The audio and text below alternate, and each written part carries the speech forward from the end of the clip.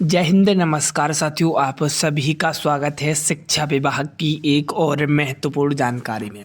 साथियों, आज विधानसभा में शिक्षा मंत्री सुनील कुमार जी ने एक बयान जारी किया है। साथियों, उस बयान में शिक्षकों के स्थानांतरण को लेकर उन्होंने लगातार बातें कहीं। कई सारे सवालों के जवाब भी उन्होंने दिए और कई सारे प्रश्नों के उत्तर भी उन्होंने प्यारे साथियों दिए। स्थानांतरण पर खासकर चर्चा हुई, तो आज की वीडियो में यही रहने वाला है।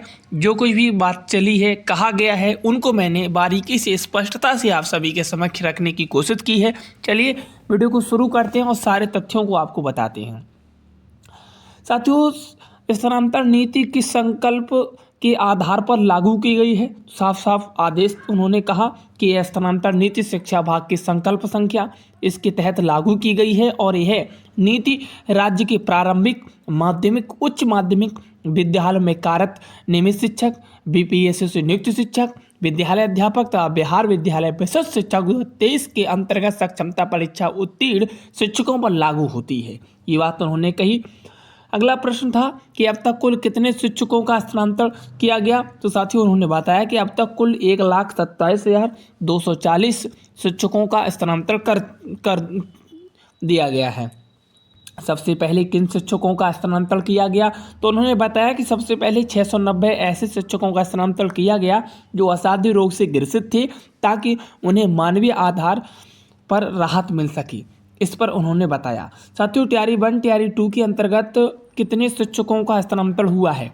तो बताया कि तैयारी 1 के अंतर्गत 45,637 शिक्षक, तैयारी 2 के अंतर्गत 28,237 शिक्षकों, इन दोनों श्रेणियों में बड़ी संख्या में प्यारे साथियों कहीं ना कहीं स्थानांतरण किया गया है।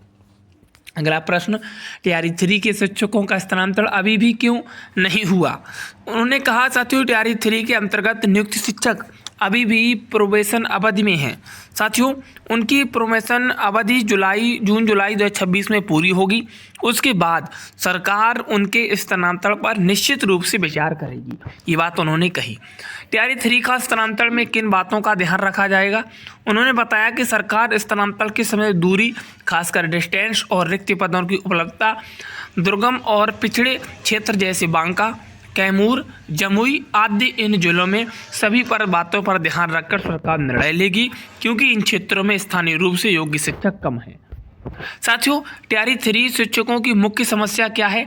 तो तैयारी 3 के कई शिक्षक अपने गृह से 300 से 500 किलोमीटर दूर पदस्थापित हैं। बक्सर के शिक्षक पूर्णिया के शिक्षक रोहतास में कार्यरत हैं।